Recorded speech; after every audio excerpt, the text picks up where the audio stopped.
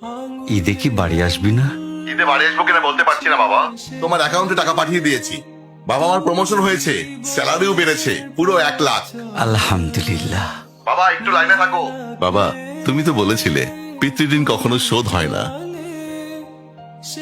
তুমি 26 বছরে আমার পিছনে যত টাকা খরচ করেছো, তুমি কি জানো আগামী 5 বছরে সেই টাকা তোমায় ফিরিয়ে দিতে পারবো? আমার এখন স্যালারি মাসে 1 লক্ষ টাকা বাবা।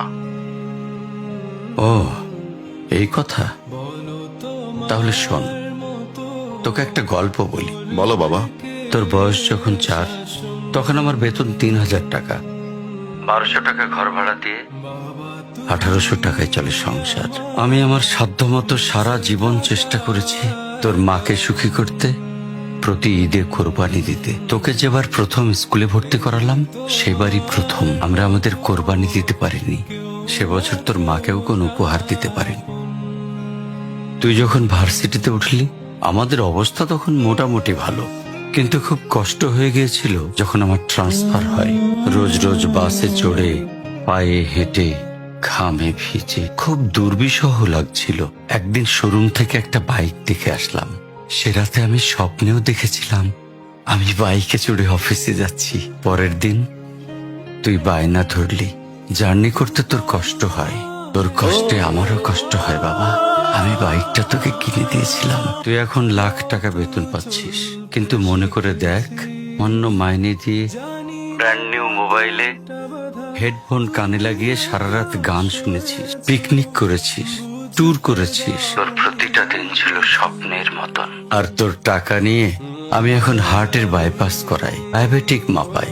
জানিস বাবা, ওর মাছ খাওয়া নিষেধ, মাংস খাওয়া নিষেধ। কি করে এত টাকা খরচ করি বল? তোর টাকা নিয়ে তাই আমি কল্পনার হাট বসাই। আমি বাইক চালিয়ে সারা শহর ঘুরে বেড়াই, বন্ধুদের নিয়ে সিনেমা দেখতে যাই। তোর মার হাত ধরে চাঁদনি পশরে সেন্ট মার্টিনের বালুচরে হেঁটে বেড়াই। চুপ করো বাবা প্লিজ। আমি তোমার কাছে চলে আসবো, তোমার টাকা না। আমি তোমার ভালোবাসা তোমায় ফিরিয়ে দিব বাবা। বোকা ছেলে, বাবাদের ভালোবাসা কখনো ফিরিয়ে দেয়া যায় না।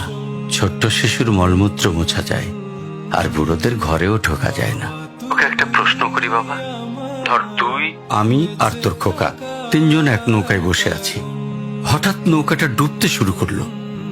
যে কোনো একজনকে তুই বাঁচাতে পারবি, কাকে বাঁচাবি? থাক, উত্তর দিতে হবে না। ছেলেরা বাবা হয়, বাবারা কখনো ছেলে হতে পারে না। পৃথিবীতে সবচেয়ে ভারী জিনিস কি জানিস? পিতার কাঁধে পুত্রের লাশ। আমি শুধু জায়নামাজে বসে একটা জিনিস চাই, আমার কবরের ঘরটায় যেন আমি আমার ছেলের কাঁধে চড়ে যাই। তাহলেই তুই একটা ঋণ শোধ করতে পারবি, তোকে কোলে নেয়ার ঋণ। বাবাদের ঋণ কোনোদিন শোধ করা যায় না।